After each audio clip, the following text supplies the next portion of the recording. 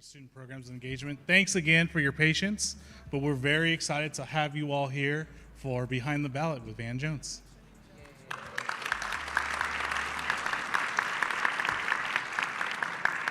So a lot of you I have seen at our Beyond the Conversations, but this one today is a little bit different. Today was a day that the students decided they want to put a program on to help other students hear about the importance of voting, civic engagement, and the importance of civil discourse amongst our university. So that's what the aim is for tonight in the conversation. There will be some time for questions from the audience, so please be prepared if you have any questions. And I will bring up right now our moderator, Kayla Lamb. So Kayla has worked for the team for about 3 years. She is a senior, and she just had interviewed Cynthia Revo at our last Beyond the Conversation. So let me introduce our distinguished guest, Van Jones.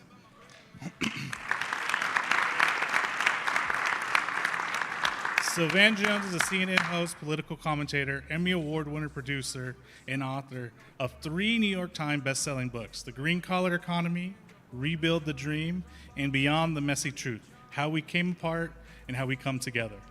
In 2009, as the Green Jobs Advisor to the Obama White House, Jones oversaw an $80 billion investment in clean energy jobs.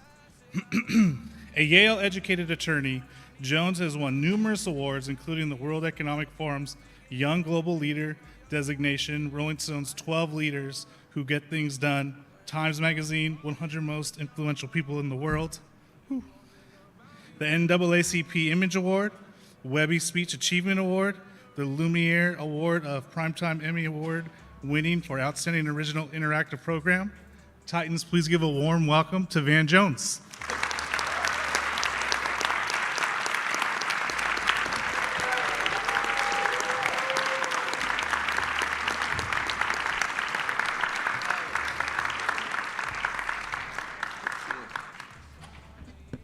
I'm late as hell, sorry. I'd get fired if I was this late for a TV show. But I left on time, but the time was wrong.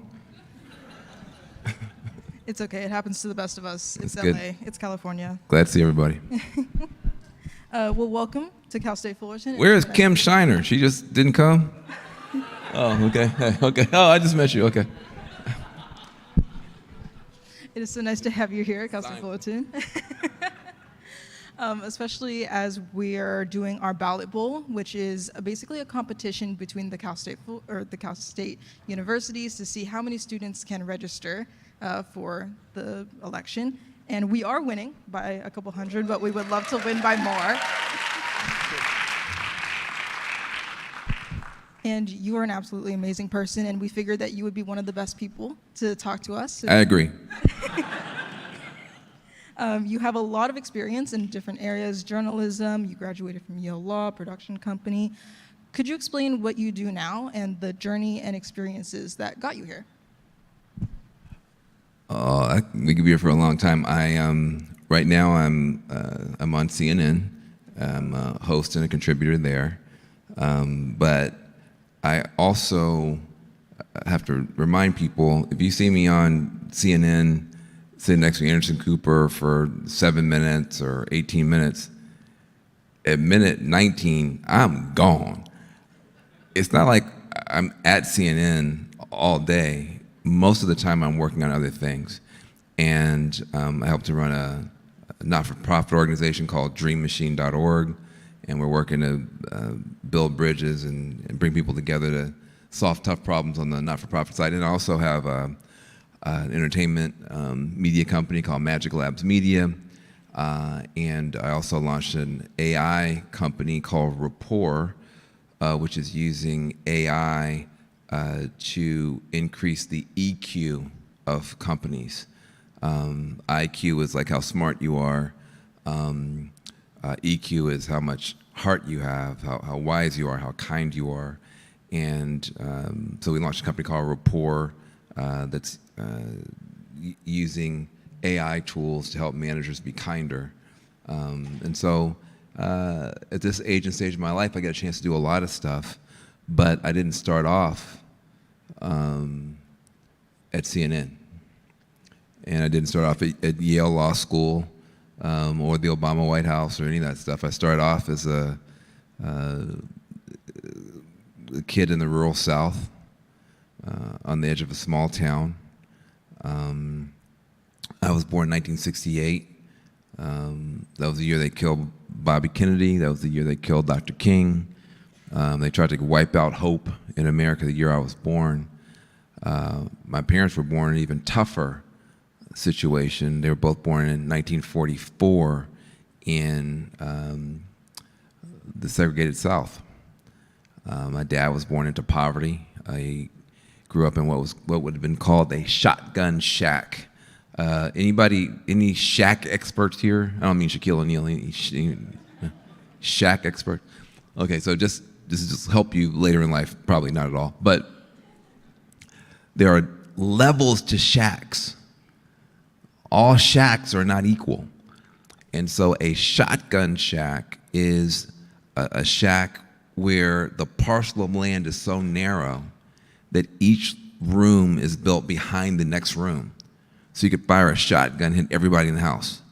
Okay, so my dad grew up in a shotgun shack on Cable Street in Orange Mound, Memphis. And to get out of poverty, my dad joined the military. And most people in the 60s were trying to get out of the military because of Vietnam. My dad was trying to get into the military to get out of poverty. Finished up in the military, got out, and put himself through college, a little small black college called Lane College in Jackson, Tennessee. And he married the college president's daughter, my mother, because my dad had it like that. My dad was no joke. And then he and my mom worked hard and put his little brother, my Uncle Milton, through college. And then they put my Aunt Sylvia through college. Basically, everybody in my family who got out of poverty on this bridge called my father's back, okay? And so when he died, the picture they put on the funeral program was my father standing in front of Yale Law School the day I graduated with his hands in the air, saying, look at what you've done. So I have come a long way in my life. My dad started with nothing and gave me everything. And I felt as a 23, 24-year-old kid graduating from so-called #1 law school in the world, I wanted to give back at the same rate my father had given back, but I had a problem. Because my dad, coming out of the mud, being able to do so much to help his family, and then he became an educator and helped every poor kid in my county. Here I am with everything. How am I gonna? I mean, I've got to. If he went from here to here, I got to go from here to the moon. I mean, how do you catch your dad when your dad has done that? And so I spent my whole life trying to figure out some way. I've finally given up. You know, I'm never gonna be as good as Willie Jones, but it gives me something to chase. But because I kind of came at it I would say I came into this world that I'm in now through a different door. A lot of people at the University of Tennessee at Martin, where I started out, I went to college at the University of Tennessee at Martin first, undergraduate. Very few people from there wound up going to a Yale Law School or teaching at a Princeton or being a fellow at MIT, some of the stuff I got a chance to do. But I was just hungry for it. Like, I really wanted to show, especially in those years, that black kids could do anything. I really believed in that. And my mom always told me that. She goes, you guys can do whatever you want to. You can do whatever you want to. Nobody's smarter than you. Nobody's better than you. You can do whatever you want. And I think we've gotten away from that. I think there's a lot of pity party bullshit that I hear from the young people.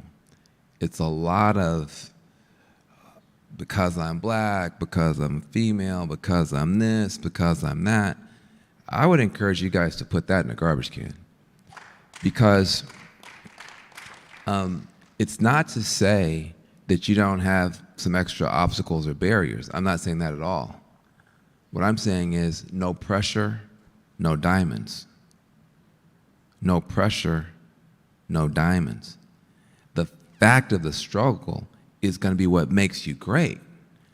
It's your ability to overcome all that that makes you great. That's what makes your story so special. My concern with the young people is they're so busy chasing each other down the road to see who's the most oppressed, who's the most victimized, who's the most miserable, who's got the worst mental health, who's on how many pills. I'm like, y'all making yourselves upset. I mean, wait till you get off the campus and let the world beat you up. I mean, if you're on a campus, and the thing about being on a campus is, in general, you can say what you want.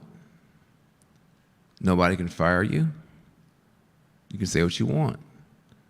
Nobody can arrest you. Nobody can put you in jail. It's a perfect laboratory to really find out who you are and express yourself and develop.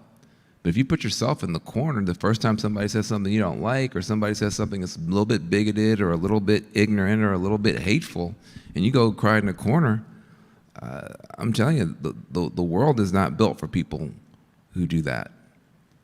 The world is built for people who take that insult, who take that disrespect, and just like a plant, a healthy plant, a lot of sunshine, a lot of shit. But the healthy plant turns that into fertilizer and grows more. And so I would just say that, to anybody who's a young person, my mom was right. You really can do anything you want. It is literally, you can get to anywhere from anywhere. You can achieve anything from any starting point. It's literally a mind game. And, I think I'm living proof of that. I think it's really important, like you said, to recognize where you come from. I think your story is very relatable to a lot of the students here. We are a Latinx serving institute, so we have a lot of those first immigrant stories, and I'm one of those as well. So it's really important to remember where you come from. A thing that you mentioned briefly was that you are bridge building against party lines. Does voting have a part to play in that bridge building? Well, look, I'm a bridge builder. I've worked across party lines, racial lines, class lines. I've worked in Appalachia. I've worked I've worked in the Wall Street context, big finance. I've worked in Silicon Valley, technology, Hollywood. Just wrapped a film with Keanu Reeves and Cameron Diaz. I got a chance to play a role in that. I've done a lot of stuff. But when it comes to politics, voting is the one moment that is not bipartisan. I love working with Republicans. I'm a Democrat, in case you guys didn't know. I love working with Republicans, except on Election Day. On Election Day, that's the one day out of 2 or out of 4 where everybody puts on their jersey of what they believe in. And you put on your blue jersey, your red jersey, or your green jersey if you're in the Green Party, and you go and you go and vote. And that establishes the point of departure from how we're going to work together. On Election Day, I want to beat you. I don't want to cheat to beat you. I don't want to lie to beat you, but I want to beat you in a good, clean competition. I want as many votes as I can have on city council, as many votes as I can have in Congress, and I want you to have as few as you can have. But then the thing that happens in America, which I think people always forget, after you vote, after the election, you go vote on Tuesday, you wake up Wednesday morning, we're all still here. We're all still here. If the Democrats win, the Republicans aren't all going to get on a rocket ship and leave America. If the Republicans win, the Democrats are going to get on a boat and leave America. So Wednesday morning, we're all still here. So you want to conduct yourself leading up to the election in a way that you vote hard on Tuesday, go to bed, wake up, and then Wednesday morning, how are we going to make the country work? And so it's a balance that I think sometimes gets lost. Very, very partisan right up into the election, and then very, very bipartisan, put the people first, put problem solving first. And I think what people don't learn is no matter how strong you are as a Democrat or as a Republican, we need each other. That's the thing people don't remember. We need each other. Democrats don't know everything. Republicans don't know everything. Democrats are left wing, Republicans are right wing. I've never seen a bird fly with only a left wing. Not even in Berkeley, California. I've never seen a bird fly with only a left wing. I've never seen a bird fly with only a right wing, not even in Tennessee where I grew up, or Mississippi. We need each other. Democrats, big-hearted, care about the underdogs, but you don't want me to be in charge of the money by myself. Y'all gonna be broke. I'm gonna say, feed the babies, you know, like, I'm gonna give away all your money. So you need some conservatives saying, hey, hold on a second, how much does that cost? Who's gonna pay for it? Is that the right use of government money? What about this? At the same time, you don't want to leave out too many people. And so we need each other. Yeah, because it's all just like teamwork, right? You can't do everything by yourself. You need people around you to help and support you. And you talk about voting as though it's very important. What would you say to students who feel like their vote doesn't matter? I don't understand why would they say that? What do you think how do students feel about that? I mean, my personal experience, I felt as though, oh, there's an electoral college. What does my vote matter? There are so many other people voting. What does my vote matter? It's only one. So what would you say to a student who feels like that? Well, you know, it's very interesting because in the year 2000, before some of you guys were born, we had an election in the United States. It was George W. Bush against Al Gore. And millions and millions and millions of people voted. I don't even remember how many people. It was like a lot of people voted. But because of the Electoral College, the way that it broke down, in Florida, whoever won Florida ultimately was going to win the election. And Florida wasn't won by 1 million votes. It wasn't won by 100,000 votes. It wasn't won by 1,000 votes.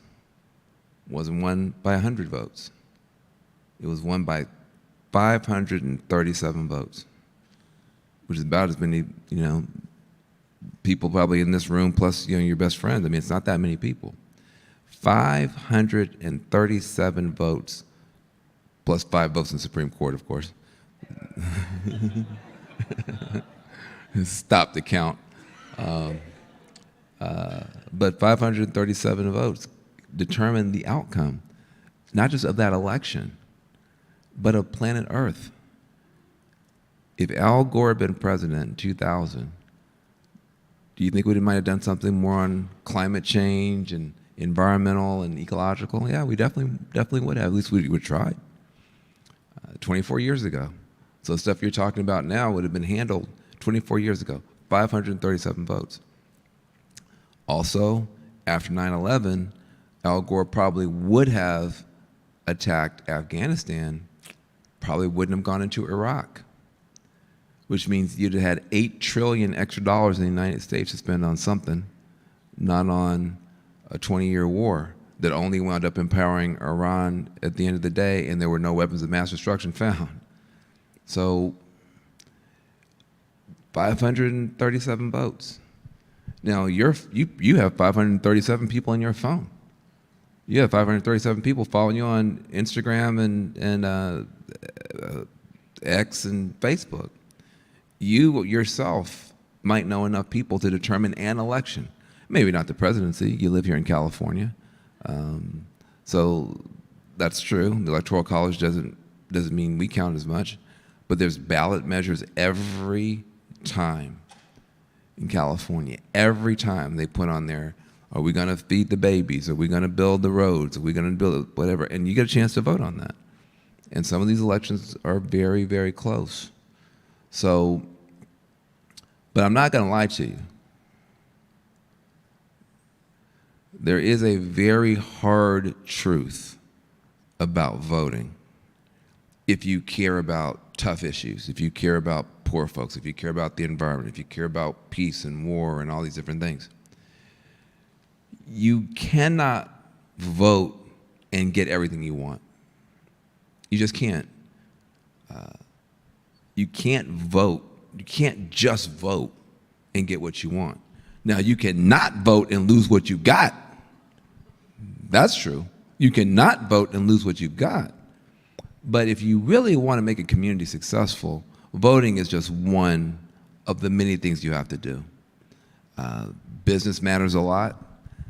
A lot of people want to start not-for-profits. So that was my generation. Oh, we'll all go start not-for-profits. Please don't. Please don't. Because the amount of work and energy you put into a not-for-profit, your generation, you could just actually build a business, an actual business to try to cater to those communities that need help, an actual business to try to clean up the issues that you care about. The problem with not-for-profits, everybody gets pushed into that, but now everybody's scrambling for the same little donor dollars and philanthropic dollars. Not-for-profit doesn't mean you don't, the money doesn't just grow out of the ground. You still have to go out and raise the money. But here's your problem. Any economics people here, business people? Anybody? Okay. So everybody else can go to sleep, but here's the deal. So in a normal business, your customer and your consumer are the same person, okay? You sell I almost said a hamburger. It's probably illegal. You guys are probably illegal on hamburgers. An Impossible Burger, okay, whatever. A vegan tofu unicorn burger, I don't know. But the person who buys the burger, the customer, and the person who eats the burger, the consumer, usually the same person. So your job is relatively easy as a business person. If you can figure out a way to get this person to buy the burger, they're going to eat the burger, your customer and your consumer are the same person. So businesses are relatively rational. Not-for-profits are not rational. The customer, the person who's going to write the check for your charity, you want to help, put mittens on kittens, whatever it is, like that's your cause. You care about little cold, kittens, and you want to put mittens on kittens. So you got your mittens on kitten, not-for-profit. Okay. Well, the person who's going to pay for that is usually a rich person. They're a donor, a philanthropist. They're usually an older person, often a white person. So they live in a whole different world. That's your customer. But your consumer, the person who's going to actually use the product, especially if you care about, say, people who are poor, they're often a young person, often female, often brown, low income. So your customer and your consumer couldn't be any more different. If you're trying to deal with literacy in the housing projects, or you're trying to go into the Native American reservations, do something, it's very, very difficult to come up with something that donors want to pay for that would actually make a difference at the hood level. And so you spend your whole life chasing donors, and by the time you catch the donor and you figure out what they want you to do, it may not be anything that people in the community care about. Or you can figure out what the community cares about, you can't get anybody to pay for it. So I think your generation would be a lot smarter to actually just build businesses. Vote smart, and then build businesses in communities that don't have them. And then you're still going to go through the same trouble of getting capital, but your overall life is going to be better. Thank you for answering that. That actually helps a lot. And another thing that I think where people hesitate when it comes to voting is that there's so much information out there. So how can students counter the feeling of being overwhelmed by all of that information? It is overwhelming. There are voter guides. If you're conservative, there are voter guides for conservatives. If you're liberal, if you're environmental. But the cheat code is find a voter guide from a source you respect. Maybe you want to, if you're big on civil liberties, maybe you want to find out what does the ACLU think about this. If you're a libertarian, there might be a resource. Trying to read all that stuff they sent to you, it's a good way to have low self-esteem. By the time you finish reading that stuff, you don't know what they're talking about. It's difficult. And so you usually want to find, sometimes maybe you like the LA Times. They often will tell you vote no on this, yes on this, and what. You need help in terms of a voter guide. Here's the other thing. It's not an exam. If you just don't know, you can leave it blank. You don't lose your citizenship. You don't have to vote on all the things. And so I hate when I see people, well, it's all overwhelming, I'm not going to vote on anything. Well, that's not rational. You should vote on some of it. And so that's the cheat code: get a voter guide, Google around, find a voter guide, and then if you just can't make up your mind about something, you can leave it blank, but vote on as many things as you can. I think that's a really important thing too. I feel like whenever I am trying to vote, I just get so overwhelmed by everything. I get scared. I think it's an exam. What do you think are some long-term benefits of engaging in civic activities beyond voting? You mean just like getting involved in the community? Yeah, getting involved with the community, maybe local ballots and things like that. Look, I think no matter what you're doing, you will be better at it if you're also involved in the community. Everybody has a career, everybody has a family, and that's always going to come first. But if you get involved in the community, there are all these benefits that nobody tells you about. So suppose you care about young girls, and you volunteer with a group where you're mentoring young girls. You think you're doing that for those young girls, and you are, and they will get some benefit. But every single time, I guarantee you, you're going to meet somebody who will later on help you. You're going to learn something that will later on help you, maybe when you're raising your own kids. It's impossible to volunteer, to get involved, to contribute, and not, no matter how hard you try, wind up getting way more out of it than you put into it. Now at Thanksgiving dinner, you've got a cool conversation because you're doing something nobody else in your family is doing. Now when you're applying for a job, you're not just, oh, look, I'm good at accounting, but I've also worked in this whole other part of town. And suddenly the employer goes, well, this person's very interesting, because not only are they good in their one job, but they bring a different perspective than somebody else who just was in their books the whole time.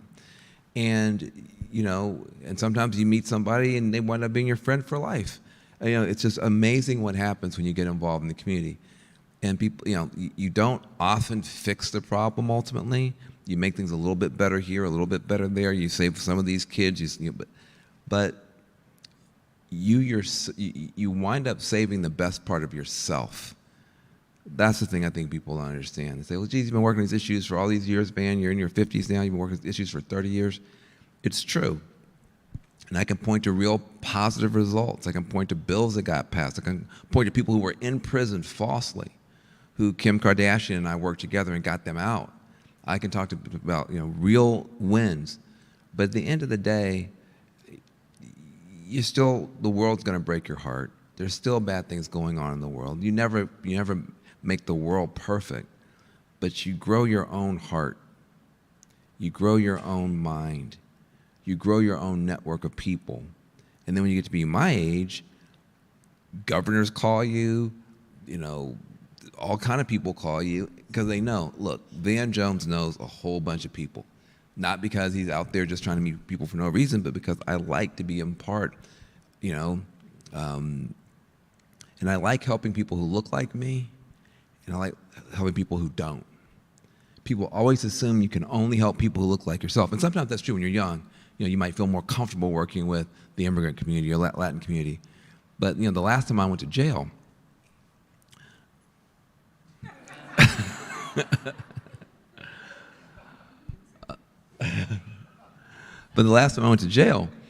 I wasn't marching with Black Lives Matter as much as I love Black Lives Matter. I wasn't marching about police brutality as much as I don't like police brutality. I wasn't marching about criminal justice as much as I've given my life to that issue.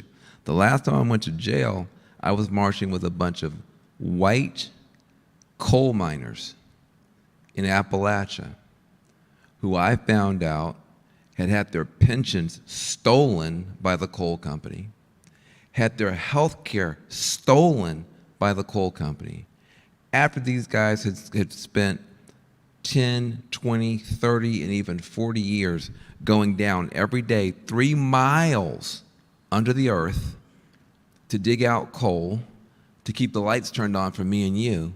And they had come back up after 20, 30 years of doing this with emphysema, with black lung disease, with lung cancer. Now they're old, now they're sick, now they're trying to retire, and you have no pension. And you can't see a doctor. Now, I'm an environmental guy. I worked for Barack Obama in the White House. I ran green jobs and green energy for Obama. So I'm used to dealing with coal companies, but I never dealt with it from the point of view of the workers. I found out about this, and I said, how come the environmental groups aren't taking up the cause of the coal workers? Because none of the environmental groups wanted to touch it. They, well, they're coal miners, they're part of dirty energy, they're part of the old economy, we're into solar panels, we're into electric vehicles, we're not going to help them. Also, they vote for Republicans, they support Donald Trump, we're not for them. They're in Appalachia, that's a red part of the country, we're not for them. I said, hold on a second. Hold on a second. If a coal company was caught hurting a spotted owl, we'd be out here marching from here to kingdom come. But you're hurting human beings, and we're going to try to figure out, well, what color are you and who'd you vote for before we decide if we care. I said, well, I'm going to go. And I went, true story, I went and spoke at one of their rallies. And they're going to go and march, they're going to go sit in, and they're going to go demand to get their pension and demand to get their health care and all the things that they had worked for their whole lives. And having spent a lot of time in Oakland, California, I know how to do rallies. We protest good in Oakland, so I thought I could bring something great to this rally, our chants. We know how to chant in Oakland. So after my speech, I said, all right, everybody, here we go. Let's go. Ain't no power like the power of the people, cause the power of the people don't stop. Say what? And there was not a peep. Not a peep. So I tried again. Hey, ain't no power like the power of the people, cause the power of the people don't stop. Say what? Total silence. So now I'm kind of embarrassed. I'm also kind of mad. I'm like, hey, look, I came from Oakland trying to support y'all. And y'all leaving me hanging on my protests, leaving me hanging on my chants. Then one of the coal miners' wives came up to me, pulled on my coat. She said, Mr. Jones, they can't chant. They can't chant. They have black lung disease. And then I looked at them, and I realized some of the guys were actually going to march, dragging their oxygen with them. They literally couldn't chant. They could barely breathe. Just to walk from where we were to 3 blocks down was a huge effort for them.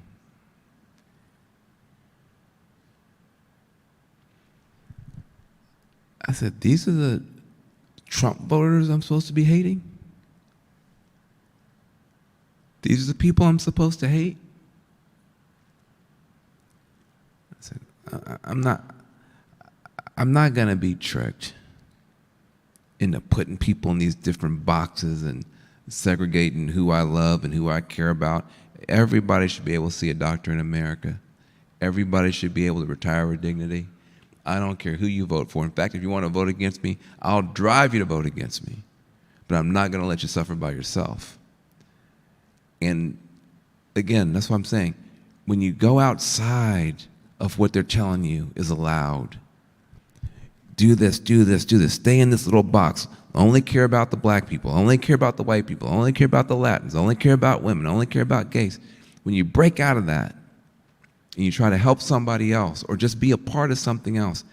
Hey, look, I marched with the guys. I sat down. I went to jail that day. We ultimately won that fight. I got more out of it than they did. Because nobody's ever going to trick me now into hating somebody because who they voted for. Or hating somebody because I'm in the solar industry and they're in the coal industry. So now I got to hate them. I voted for this way, they voted for that way. You can't trick me because now they're in my heart. They're in my heart. And that's what you've got to, so yes, voting, but also you call it civic engagement. I just call it getting involved in the community. We didn't have these words when we were growing up. Civic engagement. We just said, either you helping or you're not. Is you helping? Okay. So just think about it that way. Wherever you are, try to help. Perspective is so important. It's so easy to get stuck in your own head and say, I'm having trouble. Who's going to help me? And my group is having trouble. Who's going to help them? And you get lost in the sauce, really, and you just can't find your way out of it. And let me say one more thing, too. Especially if you come from what I call an underestimated group or an overlooked group. I never say oppressed, I never say, no, just sometimes some groups are underestimated. A lot of immigrant groups are underestimated. If you come from an underestimated group or an overlooked group, here's one thing I know for sure. You need more friends and fewer enemies. So I know for sure you need more friends and fewer enemies. But you'll notice it's become very popular to create more enemies and fewer friends. It's become very popular to cancel people. It's become very popular to name call people. It's become very popular that, well, if you're a man, you're toxic. If you're white, you're racist. If you're a billionaire, you're evil. Hold on a second. I don't have enough just people who look just like me to solve all my problems by myself. If I could solve all my problems with other just straight black, middle-class, middle-aged black dudes, then I wouldn't be here talking to you.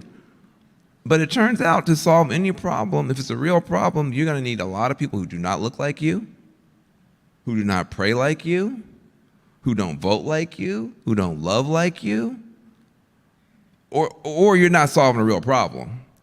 If your problem is so small you can solve it with just you and your twin, that ain't a real problem. But a real problem means you've got to work with people who are completely different.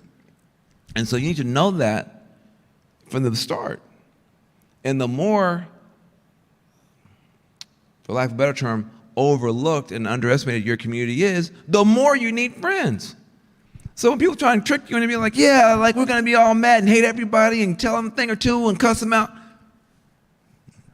Not me. I don't know how that's going to work. I'm not saying you can't protest and demonstrate, but your heart needs to be pure. Your heart needs to be open. So if somebody listens to you, they want to help you, and instead of wanting to hit you upside the head.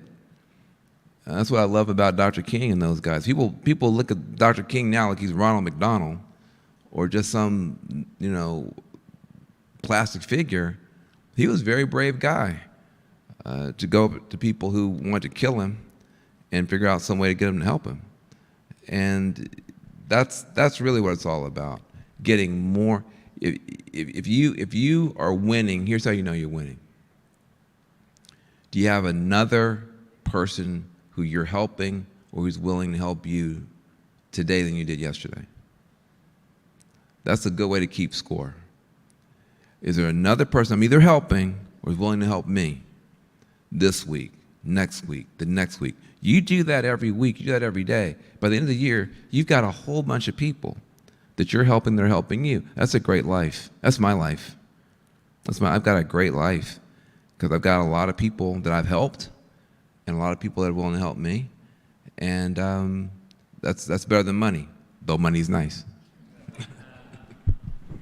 You touched on this a little bit briefly just right now, but can you talk about the role of empathy in political discussion?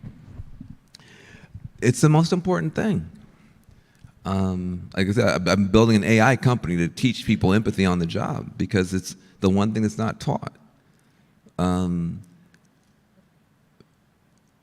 I think this younger generation focuses a lot on identity. That's a big deal for the young generation. It's important too. You're not wrong. Sometimes someone's identity, maybe you're You love different, you look different, your language is different, whatever it is. And sometimes you have to stand up for that and make sure people understand. And even by you standing up for it, you understand it better and love it better and understand it better. And that's important. But there is a trap here that you've got to be aware of. And the trap is you start focusing on, are you like me? Are you black like me? Are you a lesbian like me? Are you a Democrat like me? Are you like me? And you start looking at people solely based on, are you like me or not? And that can be important. Sometimes you got to do that. But I'm going to tell you, the vast majority of people that you meet, you know what their preoccupation is? It's not, are you like me? It's, do you like me? Do you like me? People will forgive you being a different race. They'll forgive you being a different religion, a different everything else, if they think you like them. If they believe that you see humanity in them. I'm going to play a trick. Can I do a little trick on the crowd? I want you to think about somebody who you like. Not Beyonce. I mean somebody you actually know. I want you to think about somebody who you know. Get them in your mind. Who you really, really like. All right, now, I want you to think of 3 people who you really like now. It's not going to work if you don't really think of these people. Think of them now. Think, okay, one person, you like this person. Number 2, like this person, really like them. 3, really like them. These are people you know, okay? You got them? Everybody got 3? 3? Okay. Try one more. Give me 5. Give me 2 more. People that you like. These are people that you like. Can't wait to see them, love them, like them. Okay, you got 5? You got to really have 5, it won't work. Who does not have 5 that people that they like? Okay. Now, what do all these people have in common? Are they all the same gender? Well, for you, yeah. but for a lot of you, not all the same gender. Are they all the same color? All the same age? I can tell you 100% what they all have in common. They all like you. They all like you. And I'm telling you right now, if I could tell you that 2 of them hate your guts, behind your back, backstabbing you, hate you, can't stand you, guess what? Now your list is 3. Right? Because it's impossible to like somebody that doesn't like you. And so think about the power of that, though. It's not about age, usually not about race or gender. It's, do they like me and do I like them? If you then have the power to discover in everybody you meet at least one thing that you like and respect, you have the power over them to make them like you. Because it's very hard not to like somebody that likes you. You ever see a little dog come up to you, just jumping around, happy? Even if you don't like dogs, you kind of like the fact that the dog likes you. So the power to like people, to find the one thing you can celebrate. I've met very few people that I couldn't find at least one thing that I liked about them, or could respect about them, or could celebrate about them. And when you find that one thing, if you bond there, sometimes that 1 becomes 2. And the 2 becomes 3. And you wind up with a friend that's totally different from you, which is great. Because if all your friends are just like you, you're in trouble. If you have a problem that you can't solve, then your friends can't solve it either.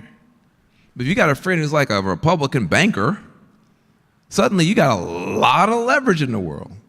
You got a friend who's like a skydiver, or works at Disneyland. Suddenly you can do all kinds of stuff. Hey, I'm going to check out my friends at Disneyland. Hey, my friend works over there.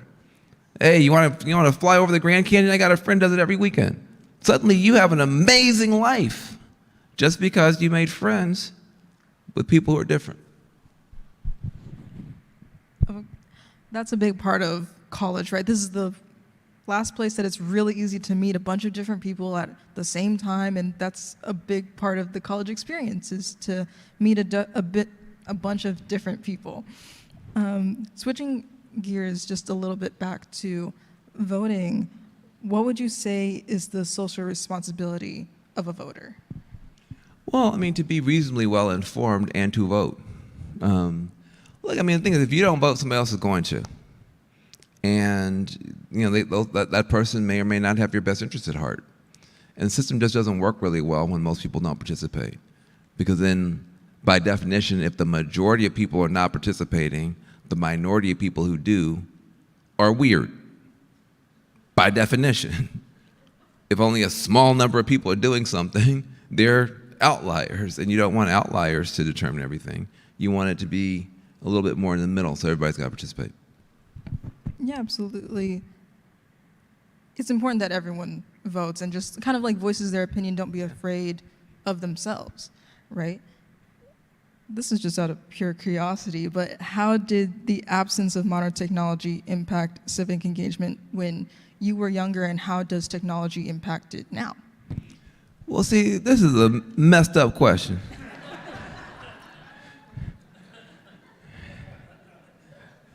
Do you see how terrible this question is? Like, we had, stone tablets.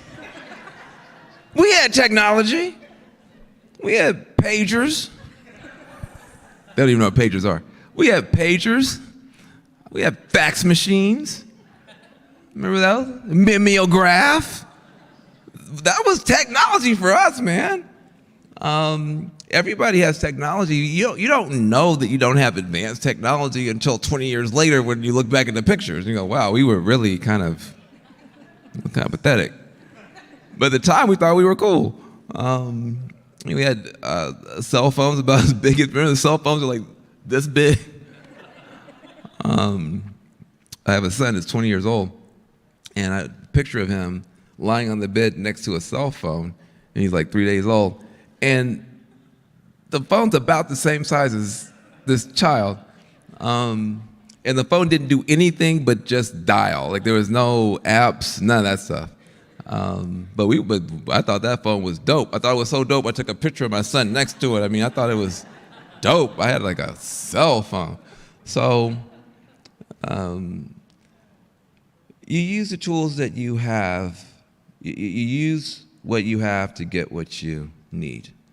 And so we didn't know we didn't have apps because apps hadn't been invented yet.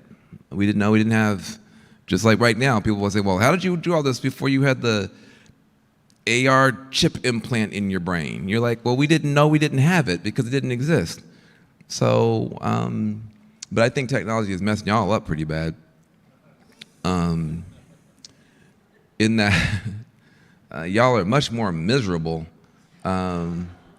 on the whole than I would have expected, since you really don't have many problems, some economic problems, but not compared to like 10,000 years of human history.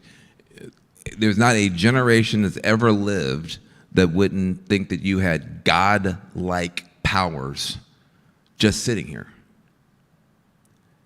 Look, even literally, you guys understand, like literally 25 years ago, if you could sit in a room and pull into your mind all of the information on planet Earth, you'd be a god. This is called Google for you. 25 years ago, that would be a god-like capacity. 25 years ago, if you could open your mouth and close it, and somebody around the world could hear what you're saying and even see your face, that would be a god-like capacity. That's just your phone. So you guys are much more miserable than one would have expected, given that you have more computing power in your pocket than the US government had when it put a person on the moon. The entire US government put a person on the moon with less computing power than you're holding in your hand pointing that phone at me. Think about that. So what does that mean? That means that each and every one of you is a walking, talking technological superpower, each and every one of you. But you use these things as toys instead of as tools. It's not a hardware problem. Everybody's got the phones now. It's not a software problem. You can download ChatGPT for free and have some, alien intelligence in your hand. It's not a hardware problem. It's not a software problem. It's a wetware problem. It's a mindset problem. You guys are way more miserable than you should be. Life is short. You're young. Most of you don't have kids. Be happy. Because once you get these unemployed, ungrateful people in your life,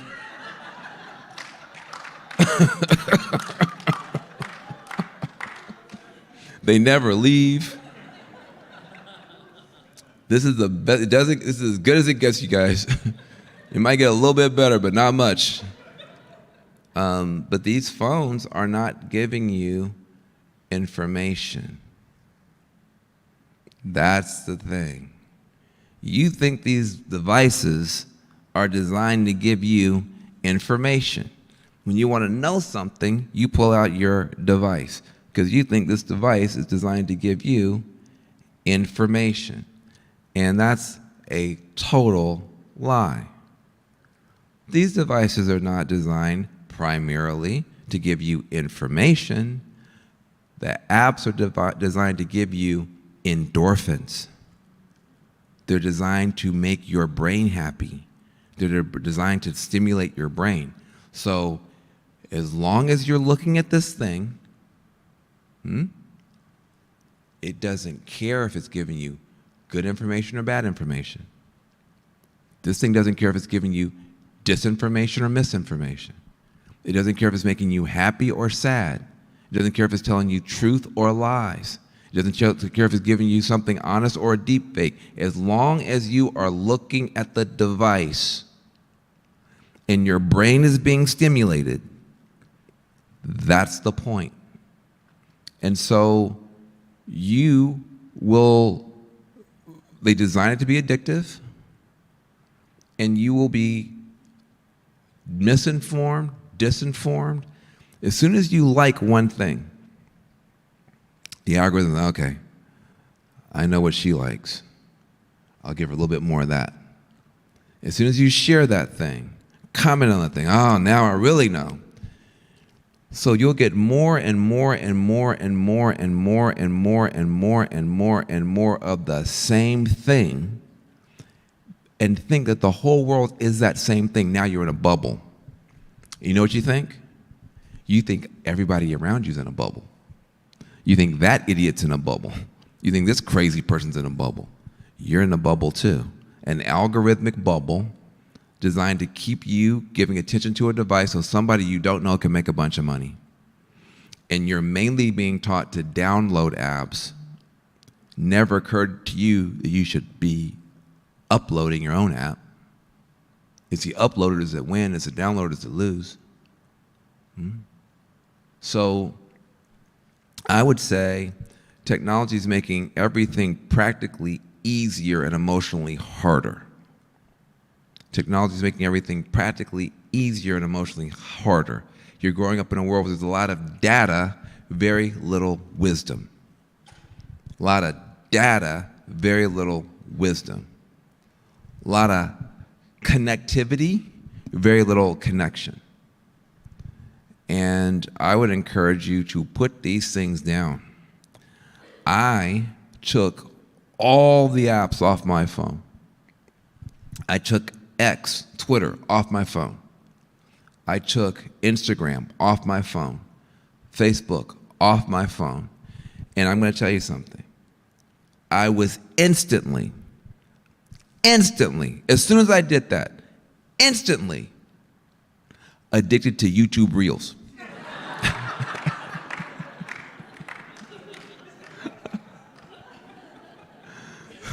So I had to take YouTube off my phone. Now it's still on my laptop. So if I want to look at all that stuff, I can do it. But I gotta get up, I gotta walk across the room, blah, blah. I'm not taking my laptop into the restroom like you take your phone. And I feel better. It wasn't immediate. But what I noticed that over time, my anxiety level went way down. When you're on television, I mean, my job is to be on TV. When you're on television, it's not like this, where you actually have human beings. And I say something and I can see you and you can see me and you can laugh, or I can see you looking at your watch or whatever. Like, I know what's going on. I'm in a refrigerator next to Anderson Cooper with bright lights in my face and no audience. So we don't know if anything we're saying. So what happens is you reach for your phone during the commercial breaks and see what they said about you on Twitter. Twitter becomes your audience. But Twitter should be called hater because there's only mean people there. And so I was getting depressed and fearful and tight and just afraid that, well, if I say this, if I say that, I don't want to trend. If I say this, blah, blah, blah. I took all that stuff off my phone. And what I realized is it's literally a Fig Newton of my imagination. There's all these people out there that care about me. They don't. They're just doing whatever they're doing on social media. It's not personal to me. I said this and I got attacked on Twitter. I was attacked. Never went to the hospital. What kind of attack is that? And so there's a freedom that comes from realizing that there's a world out here that is not mediated by this thing. And the sooner you figure that out, the happier you'll be. Leave it on your laptop. Check it once a day. You'll figure out all the memes and the whatever, the brat and all this stuff. I don't know what it is. But you'll be a lot happier. Technology is absolutely addicting, I will say, and I agree with most of the things you said about not being able to put down my phone. We have time for one last question. I just want to say thank you again for your time. But for your last question, what role does voting play in shaping the future of democracy?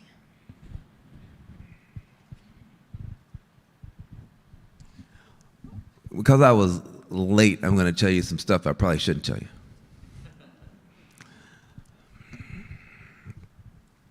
So I got a chance to work for Barack Obama. I got a chance to work in the White House, so I know a lot of stuff.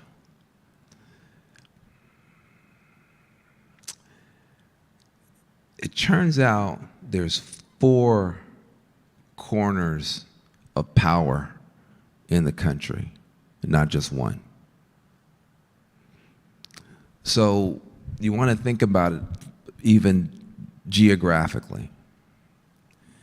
Washington, D.C., we think of as the center of power. So the future of democracy is going to be determined by everybody voting and determining who goes to Washington, D.C. Some will be Democrats, some will be Republicans, some will go to the White House, some will go to the Congress, House of Representatives, Senate. And we think that's democracy. That's the center of power. That's it. Turned out not true. We got there, turned out not true. When Obama got elected in 2008, we got there in 2009, we had the White House as Democrats. We had 60 votes in the Senate. 60 votes in the Senate, which meant we had a filibuster-proof majority in the Senate. And Nancy Pelosi was Speaker of the House. So we had the strongest, best Speaker of the House in 100 years, Democrat, 60 votes in the Senate, and Barack Obama as president. At that point, you got to remember, Barack Obama, you guys may be too young, but at that moment in time, Barack Obama was so globally famous and so globally beloved, he got the Nobel Peace Prize for exhaling.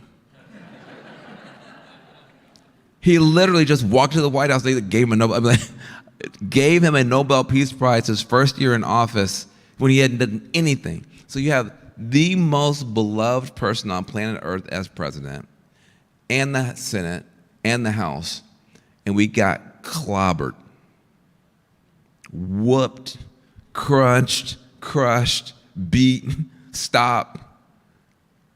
How is that possible? It turns out there's 3 other power centers in the country that we didn't know about till we got there and got whooped.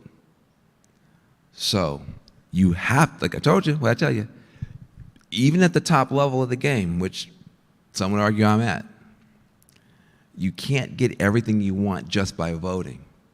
Democracy, the voting is a part of it. It's a very important part of it. Political power, policy, all that sort of stuff. But if you're in Washington, D.C., you can get in a train called Amtrak, get on the Acela, go up to New York City. There's a place called Wall Street. Washington, D.C. is about the democracy. Wall Street's about the plutocracy, the power of the rich, the power of the investors, the power of the finance capital. You say, well, what's that? I was late, so I'm going to tell you more stuff I'm not supposed to tell you. They trick us middle-class, working-class kids in the very first move. 2nd grade, 3rd grade, 4th grade, they trick you. What do you want to be when you grow up? What kind of job do you want to have?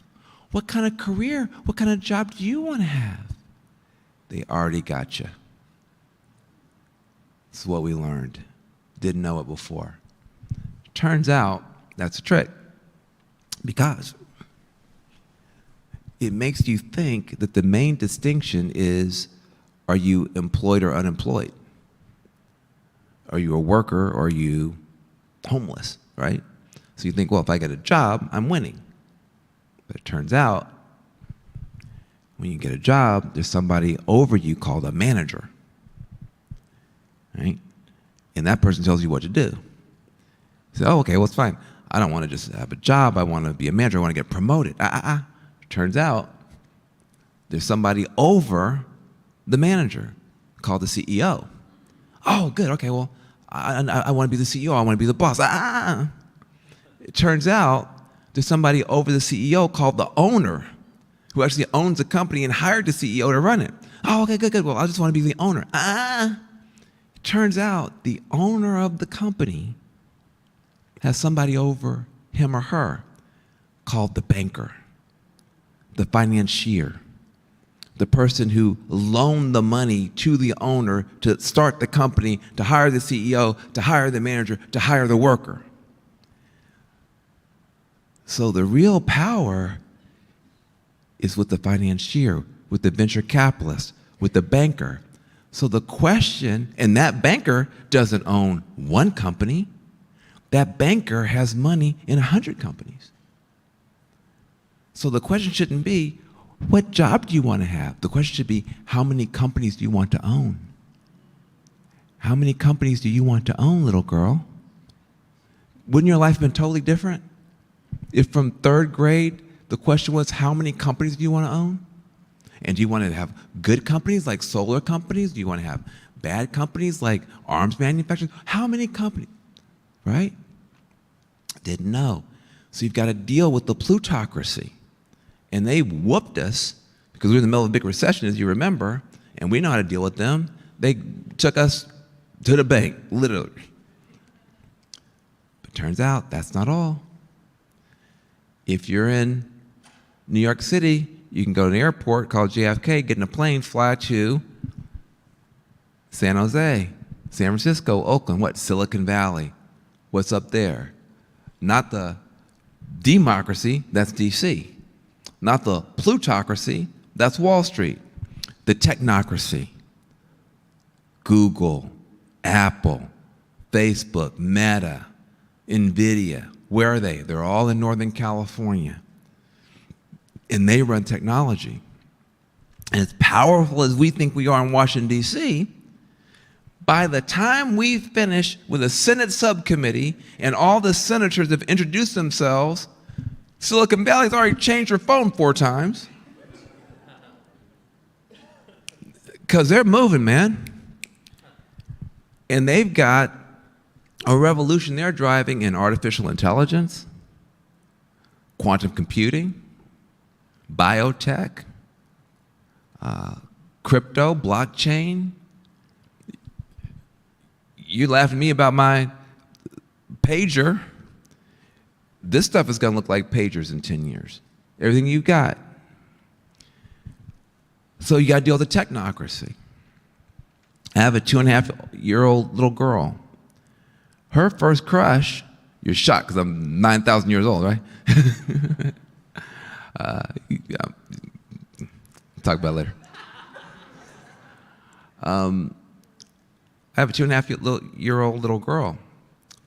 Her first crush in 10 years, when she's 10 years old and has her first little crush, it's not going to be, in all likelihood, a pop star like yours was, or a rapper, or a ball player. Her first crush is probably going to be an AI.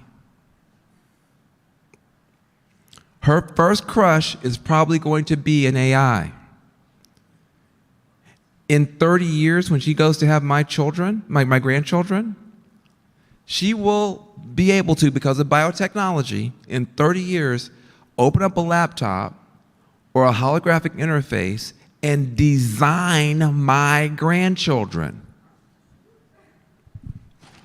Okay? When she's buried in 80, 90, 100 years, she may be buried on the moon or on Mars, because by then we'll be a fully spacefaring civilization. Elon Musk. That's the technocracy. That's a different human civilization. My daughter will grow up in a different human civilization than I grew up in. Okay? You got to deal with them. And then lastly, you come down here, and there's a place called Hollywood. The mediaocracy. Get what I did? Oh, I love myself. So you got the democracy, but you also got to deal with the plutocracy and the technocracy and the mediaocracy. Telling the stories, setting the culture. The earth is made of stone. The earth is made of stone, but the world is made of stories.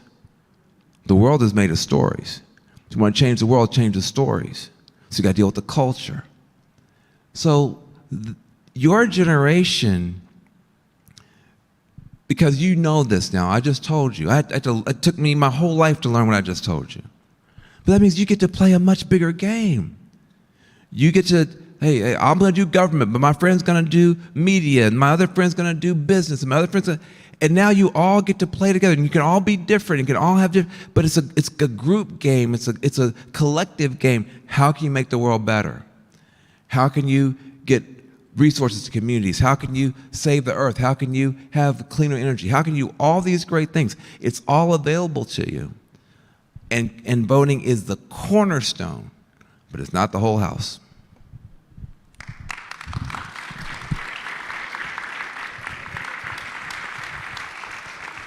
Well, I wanted to say thank you, Van, for all of this. We're going to take 2 questions from the crowd, if that's okay with you. I'll keep my answer short. Somebody's got any students that would like to ask a question, please raise your hand. We'll go right here in the front. I'll be holding the mic, so just say your name, major, and everything. Hi, my name is Emeko Batue. I'm a senior journalism major here at Cal State Fullerton. And my question to you, Van Jones, is about 4 years ago today, when CNN and other outlets had called the election, you had gone viral, crying, tears of joy. You had reminisced your family, friends, and other things as the election was called. And one of the key things that you had mentioned in that moment was character. Where are you now, 4 years later, when you're seeing this election and the importance of character? What do you have to convey to this audience regarding that? Well, I'll tell you that moment is a moment that I can tell you the backstory of. I did cry. I cried a lot. One reason I cried a lot was we went there on Tuesday night, and we were still there Saturday morning. I was crying because I got to go home. I need to change my clothes. That was the longest vote count. It was so such of a nail biter. But I still believe every word I say, which is I do believe that character matters. And I do believe that, I think for me, I know Joe Biden. When I was in the Obama administration, I worked for Joe Biden. I know Donald Trump very well. When he was in the White House, I worked with him and with Jared Kushner and with Ivanka on stuff. So this is all personal to me. I know Kamala Harris. I have Kamala Harris's cell phone number from when we were kids running around in San Francisco politics together. Her niece, Mina, used to babysit my boys, my older boys. So this is all personal to me. And we've all kind of grown up together. And I was, as I said last night, after Kamala's town hall, where she didn't do as well as she had done during the debate. She did really well during the debate. She did really well on a couple of shows, Charlemagne the God, but then last night she didn't do well. And everybody was kicking her butt. I mean, people were talking about her like she was a dog. And I said, you know what? I don't like this at all, because I don't feel like Kamala Harris and Donald Trump are taking the same exam. He gets to be lawless, she has to be flawless. He gets to be lawless, she has to be flawless. And I don't think that's fair. And so, and we all know that if anybody who looked like me or you was doing the stuff that, you know, good brother Trump is doing, we have a hard time getting on city council, let alone get a chance to be president of the United States. It's just, you know, this is the truth. And so this stuff is painful to me, it's personal to me. I think character matters. I think the country's got to make a good choice. Whatever choice the country makes, we'll live with it. But I know these people very well. And I only wish that Joe Biden had, once he got in, said, thank you very much, I'm going to do my best, but, you know, I'm a one-term pony. I think he would have set his party up to have a real primary and figure out who could really take on a Donald Trump. Donald Trump is a very formidable guy. We didn't get that opportunity. I think that was unfortunate, but in the end, he had the character to step down. And that's very difficult to do. People say, why come Joe Biden didn't quit earlier? He should have quit earlier. Look, I've been in D.C. for a long time. You can't get a White House intern to quit. You got to drag the interns out. And they be trying to take all the stationery and stuff, you know. Like, that's a very addicting building. And so, but yeah, my big boys were so embarrassed of me, their daddy crying on TV. And, but I tell them, look, this is personal to me. I wasn't trained to be on television. I'm not a TV broadcaster. I'm somebody who worked hard in the community. Nancy Pelosi saw me working hard in the Bay Area. She gave me a chance. Obama gave me a chance. Prince gave me a chance. A lot of people gave me a chance, but I was never trained to be on television. So when I do a bunch of stuff on TV I'm not supposed to be doing, it's because I'm really just being me. And I praised Jeff Zucker, my boss at CNN. He said, don't give Andy any training. Because, you know, I don't have that broadcaster's voice. You know, I don't talk that way, you know. And Jeff said, I love it. Leave him alone. Just let him figure it out on his own. And they kept saying, oh, we're going to get you training, But it turned out they were never going to give me any training. Because they actually thought it was better that I just get up there with my just normal voice like a regular person and talk about stuff I care about. But yeah, I think character matters, and we'll see how much it matters in about 2 weeks. Great. Let's have one more question. Students, if you have any questions on this side, we'll go right here. Major, name, and then question. My major is psychology. My name is Michaela Sanchez, and right now, before this, I was kind of looking for information on you. I know that you had a speech in 1993 during, I think it was your time with SCORE or something to that effect. Say again? SCORE, you were like, had a speech against, like, not against, sorry. You had a speech that was in support of Haitian migrants, and in that speech you said something to the effect that if we weren't going to stop, I'm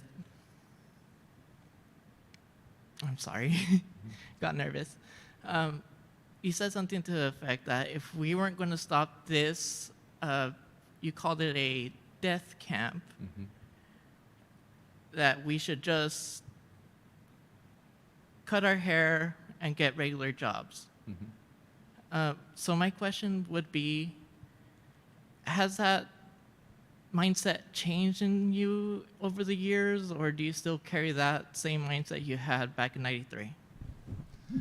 So she's talking about in 1993, as my last year in law school, and George W. Bush had, after there had been a coup in Haiti, a lot of the activists who were part of the Lavalas movement in support of President Aristide had to flee the island because the Tontons and Makut were butchering people who were progressive activists, butchering people who were young liberals, butchering people who were human rights activists on the streets of Haiti. And a bunch of activists jumped in boats trying to get away. And George W. Bush, rather than bringing them here to the United States, which international law requires, instead interdicted them on the high seas, said, we don't want all these Haitians coming here. They're eating cats and dogs. Remember that? They're eating cats and dogs. That ain't new. In 1992, George W. Bush said, we don't want these Haitians here. And instead he took them and he created an HIV positive prison camp at Guantanamo, because there's also, in those days, AIDS was very deadly. We didn't have all the drugs that we have now. And some of those activists had HIV, and so rather than bringing them here for medical care, George W. Bush built the world's first HIV positive prison camp at Guantanamo, which is a part of Cuba that the United States holds. And I was a law student and thought it was horrible, but I believe that Bill Clinton, who was becoming president at that time, was going to fix it, because he said he was going to fix it. And then right before he got sworn in, he changed his mind and said he was going to leave the Bush policy intact, which was my first big heartbreak in American politics, that sometimes these politicians aren't actually honest. So in those days, I had long dreadlocks and weighed about 50 pounds less, so it looked like a broomstick with dreads. And we started protesting all across the country, and we got campuses to protest by sending faxes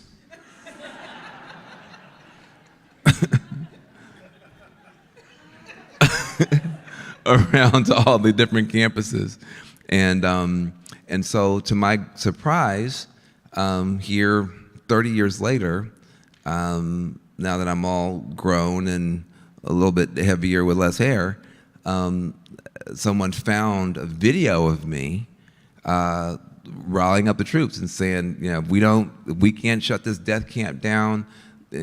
After all the great activism happened in the 60s and the 70s and the 80s, here we are in the 90s. If we can't do it, then we should just cut our hair and get regular jobs. Well, I stand behind that, and also we won that fight.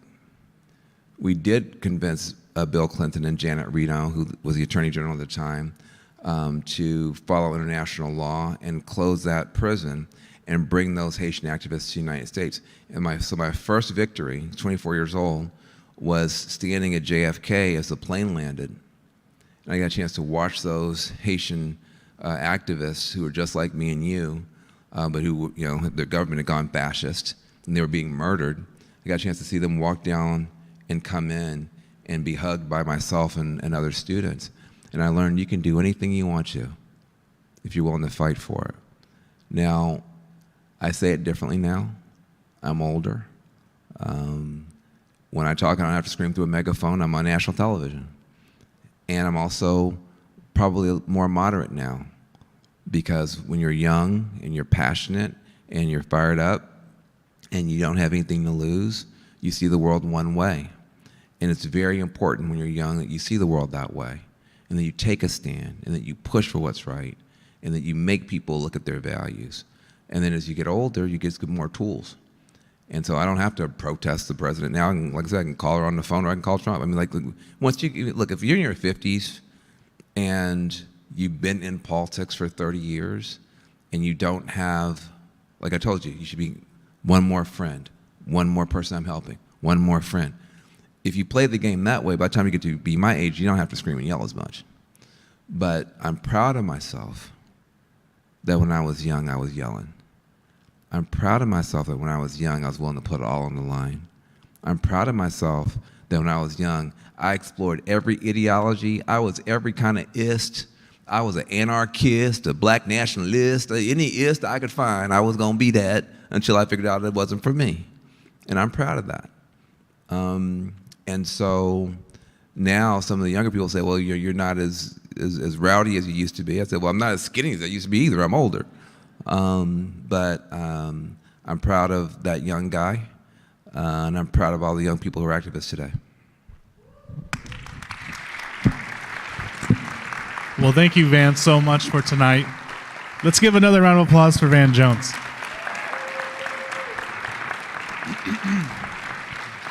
Well, thank you all for being here. Please look at our social medias for any photos and images, but have a great night. Thank you. Sorry for being late.